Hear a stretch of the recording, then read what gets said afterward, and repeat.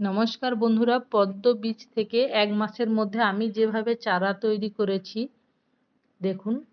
মুখের দিকে খসখসা জায়গার মধ্যে পদ্ম বীজটাকে প্রথমে ঘষে ফেলতে হবে, তারপরে জলের মধ্যে ভিজিয়ে রাখতে হবে। জলটি 2 দিন ছাড়া পাল্টাতে হবে। 1 মাসের মধ্যে খুব সুন্দরভাবে শিকড় বেরিয়ে গেছে। দেখুন গাছটি রেডি হয়ে গেছে। একে এবার পাকে পোঁতা যেতে পারে। বলে না, পাকের মধ্যেই পদ্ম ফুল। আর আমাদের পুকুর ছিঁচা হয়েছে, সেখান থেকে আমি কিছুটা পাক তুলে নেব, নিয়ে গাছটি বসাবো। দেখুন 3টে বীজই ফেলানো হয়েছিল, কিন্তু একটি নষ্ট হয়ে গেছে, ভেসেছিল, আপনারা দেখতেই পেয়েছেন। দেখুন এটা পাতা। এবার পুকুরে নেমে যাচ্ছি, কিছুটা পাক তুলে নেব।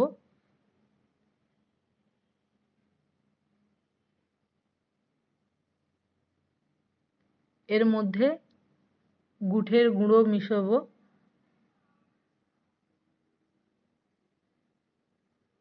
দেখুন মিশ্রণ করে গাছগুলো বসাবো।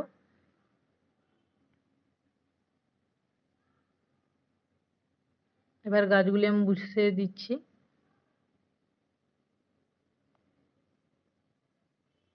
ভিডিওটি যদি ভালো লেগে থাকে লাইক এবং সাবস্ক্রাইব করে দেবেন। নমস্কার।